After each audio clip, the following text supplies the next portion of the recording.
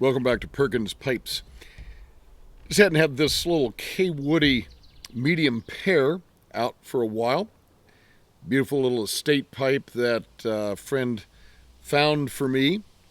We think it dates maybe to the 30s, 40s, somewhere in there.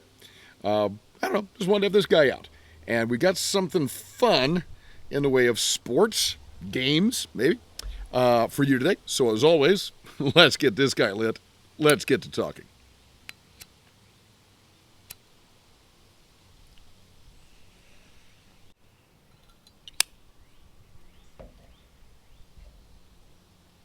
Now, I started to address everybody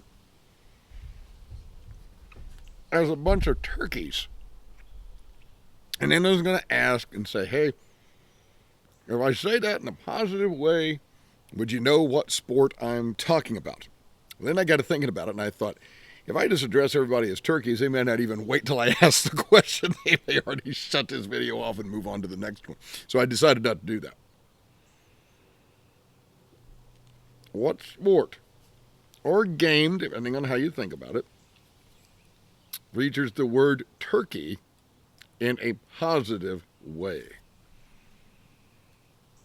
If you said bowling, you would be correct.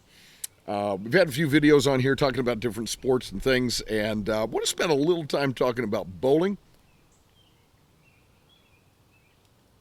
Bowling is one of those, again, super early question. Do you consider bowling a sport or do you consider it a game?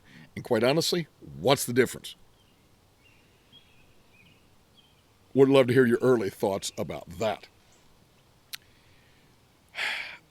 I kind of grew up around bowling. Now,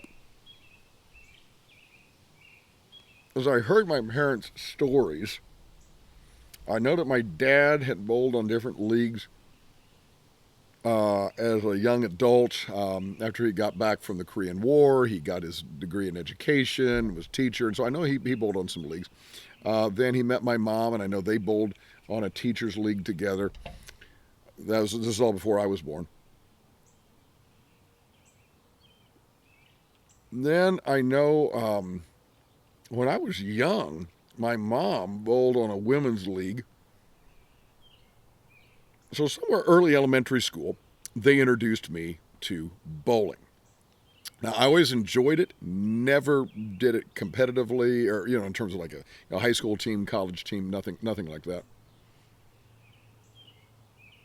But I did enjoy it. Got to undergraduate, Indiana University, and in the student union, they have a bowling alley. Remember bowling with some of my buddies. And on, is it Friday night or Saturday night, or maybe both, I don't know.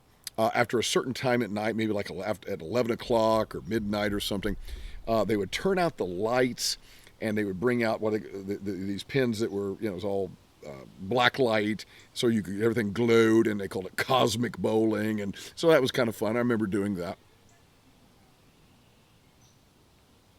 Then, after my wife and I got married, early on in our life, we lived and taught in Austin, Texas, and while we were there, we were on a bowling league with some young adults from the church we attended at the time.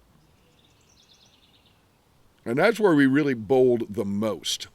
And if I'm remembering correctly, Melissa, my wife, got a bowling ball, or I gave her a bowling ball and bag, something like that. Somewhere along the way, I got a ball.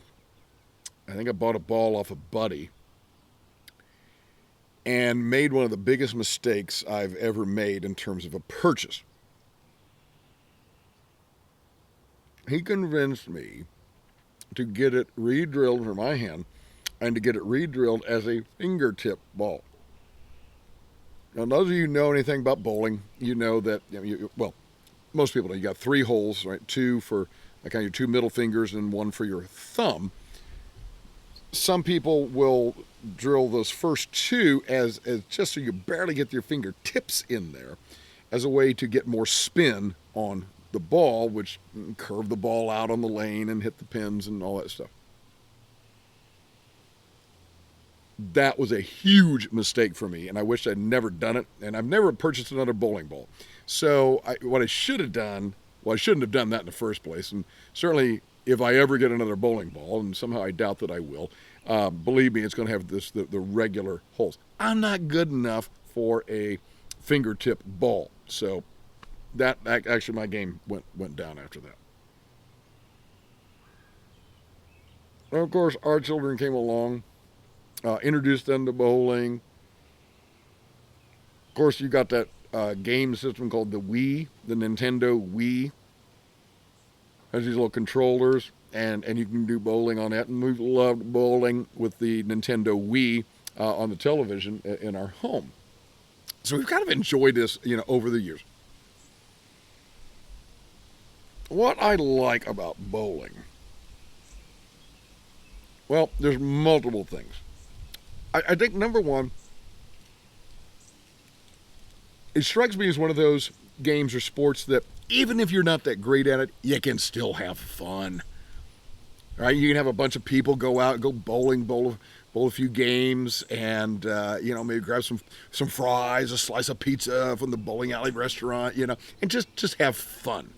I don't know. There's certain things that, and maybe it's just me. I tend to get a little more frustrated with myself if I hit a poor golf shot. I mess up a bowling shot, I'm not as angry at myself, so I just have a good time with it.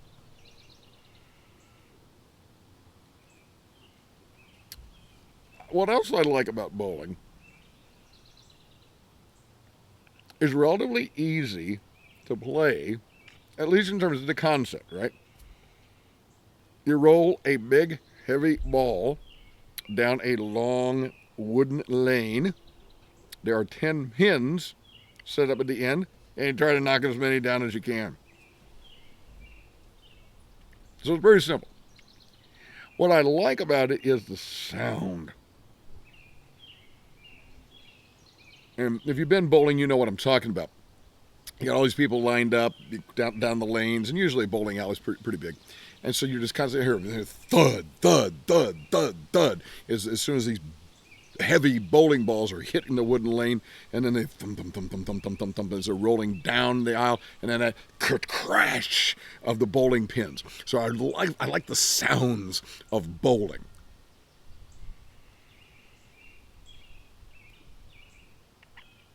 I like putting a spin on it. Now, like I say, I'm not that good to really use a fingertip ball. A buddy of mine that I grew up with bowled. He bowled in teen leagues growing up. I don't know if he ever bowled for our high school. Somehow I don't think he did, but I know he bowled on teen leagues. My buddy Phil. And Phil could really hang it way out on the edge of the gutter and bring it right back in, and hit the pocket and kaboom. I have some spin, but not that drastic. So I like the sounds and the feel of bowling. And of course, there's the classic bowling shoes, especially if you rent, that are, got to be honest, some of the most god-awful, ugly footwear you've ever seen, which I think is so that you don't steal the footwear and go home with their shoes. But anyhow, there's that. Something about bowling, though, that has changed a bit, that I confess I don't care for as much. Now, this is going to be a little bit of the curmudgeon in me, okay? If you're of a certain age, you're going to remember keeping score in one of two ways. You'd had a piece of paper that you clipped onto the scoring table, and you kept your score by pencil, or you had this little transparency sheet, all right, and you clip it on the scoring table, and there was a light underneath, and it basically projected out onto a screen, and you use some grease pencil or whatever it was to mark your score. And usually that was only for the leagues and so forth. And if you just went in for, open bowling, as we say, you'd get one of the pieces of paper and keep score that way. Now, of course, it's all electronic. And I suppose that's the easiest thing. But I miss the days of keeping score by hand. Minor gripe. minor gripe. Now, back in the 40s, I guess it would have been, the 1940s, my mother's two brothers worked as pin boys. Now, I never knew that aspect of bowling, even when I was growing up. You had the machines, right, that would come down, lower the pins, pick up the remaining pins, sweep the other pins away, all that kind of stuff. Well, my uncles worked as pin boys, so they would literally be back behind in the back of the lane, and the pins would get knocked down, and they would have to get out there and set them up by hand.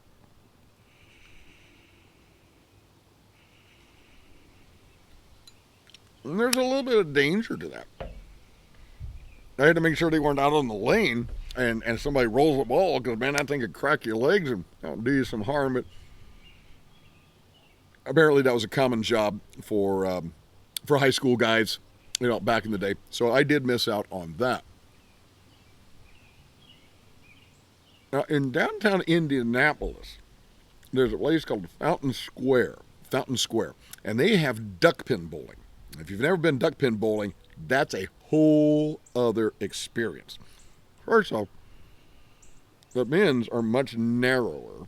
Okay, so we're kind of used to the bowling pin, kind of got that top, and then it kind of goes wide at the bottom. All right, duck pins are much more narrow. The ball is smaller and it doesn't have any holes. So you're just rolling the thing down there. And I've only been, I take that back, I think I've been duckpin bowling a couple times.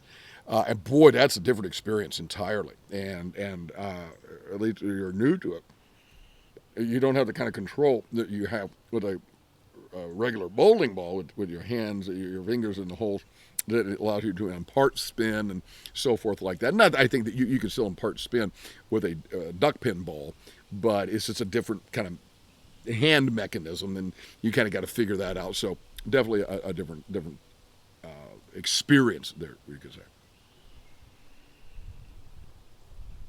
Of course, what you want is 3 strikes in a row, all right? And there's a turkey. Back around to the beginning of the video. So, got some questions for you. You know what they're going to be.